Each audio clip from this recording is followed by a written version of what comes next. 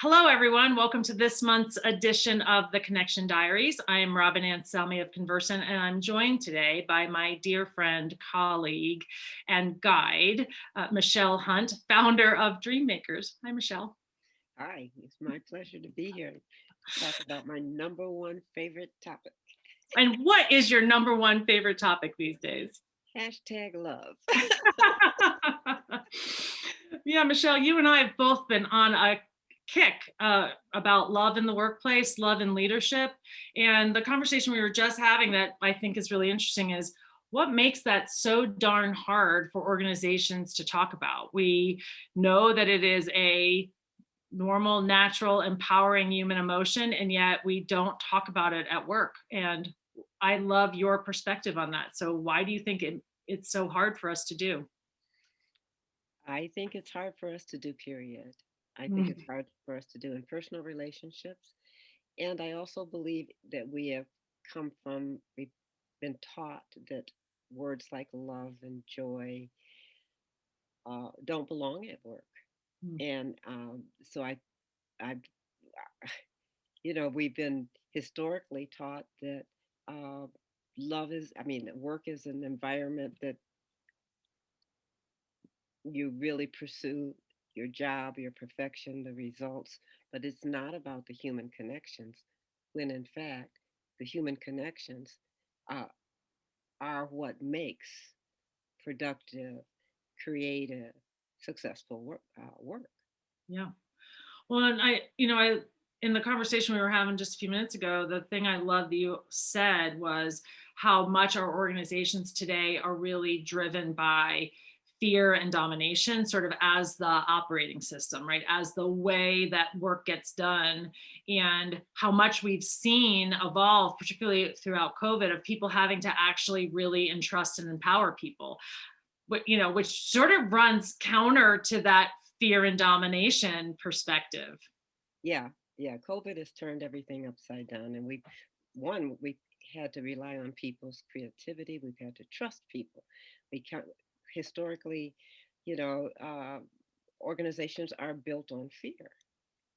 So their rules and regulations and all of those are on the basic assumptions that people are basically bad, can't be trusted, have limits on their growth, and are self-initiators.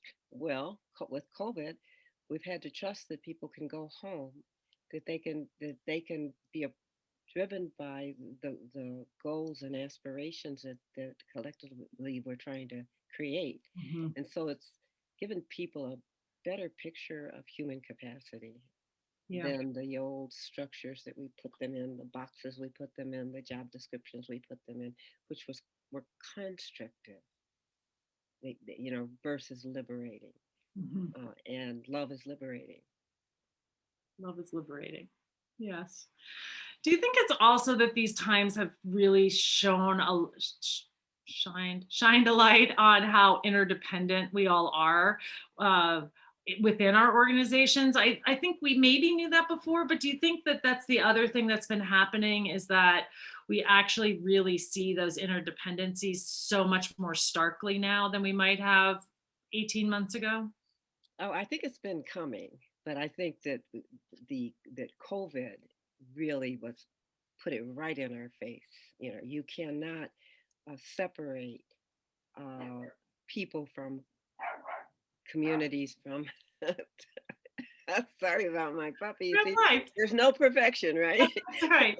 That's another thing. So yes, I think that this to answer your questions, it makes it very visible. It made kind of what's Mhm. invisible very visible, that we are interdependent, that we're interdependent in our own homes, on delivery services, on the whole structure of the way we viewed life has changed.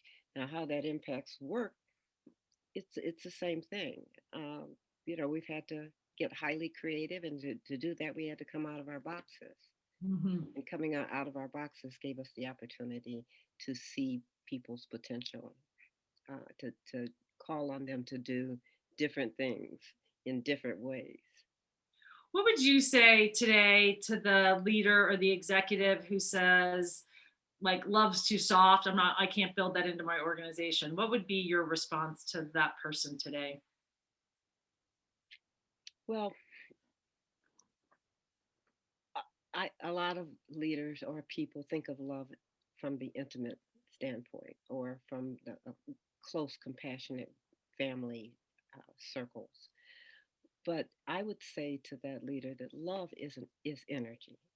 Everything is energy, but love is a liberating energy. It's the kind of energy, the most powerful energy, the most transcendent energy in the universe. Scientists are discovering it. Um, so with that energy, we need it's the energy that if you take the it out of the genie's bottle, it will unleash Mm-hmm. creativity, it will increase commitment, and it will generate a culture and a momentum Mm-hmm. that is extraordinary for achieving individual and collective results. Yeah. So I would say that if that, love expands and fear, uh, the way we're running our organizations now, or the idea of, hierarchy or superiority and inferiority or boss, and that all of those restrictive kind of assumptions that we have about work and people and life, uh, though they're not sustainable. It's not,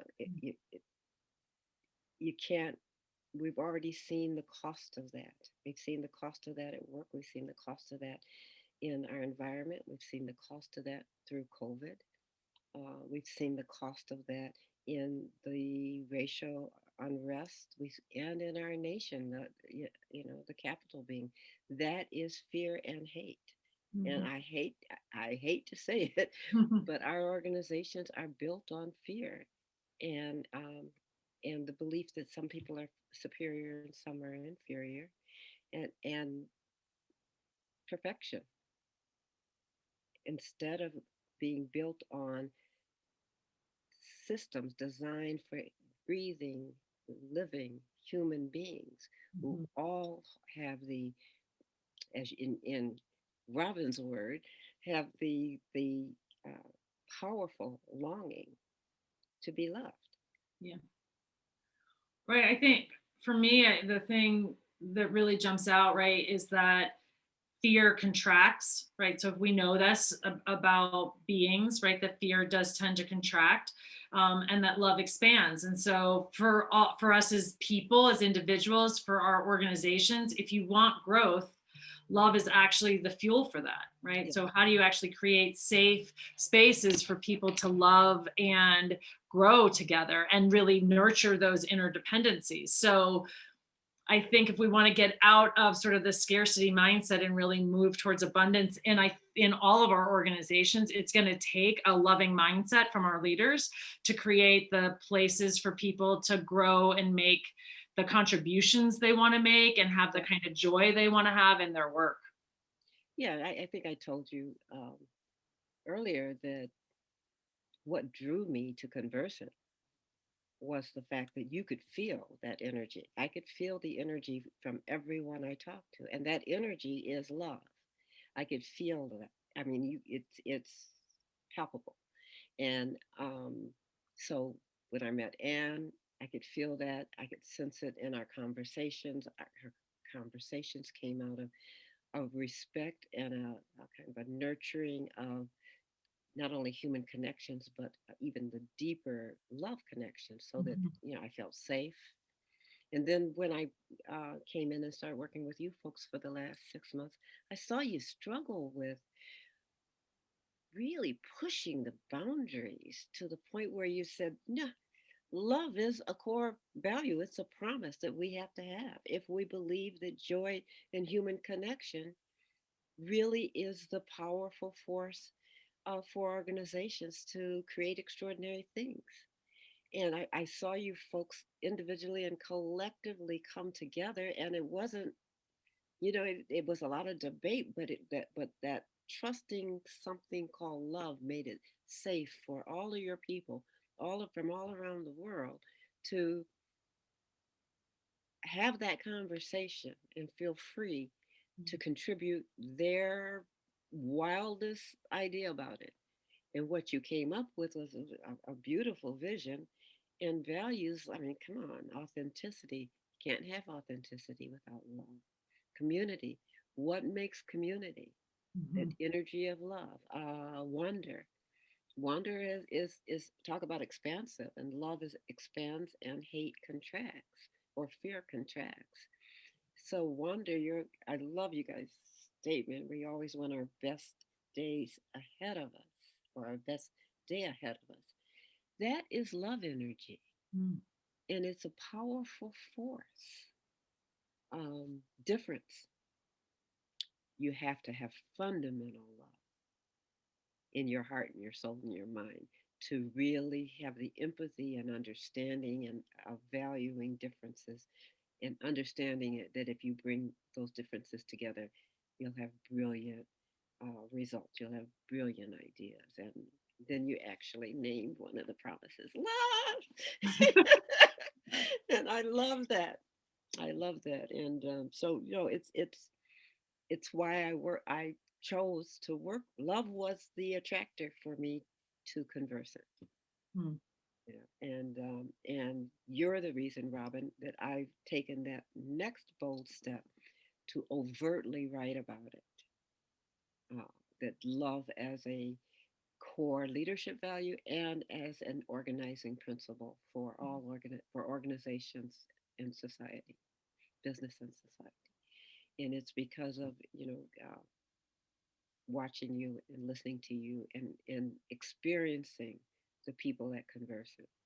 I mean, I've cried with your people, and I felt safe to do that because it was a loving uh, kind of environment. It was a loving place and space when I was, and we're on Zoom, okay, and yet that love that transcends, the airwaves. Michelle Hunt, you and I could spend the rest of our evening talking about love, I think. I just want to say thank you for joining us.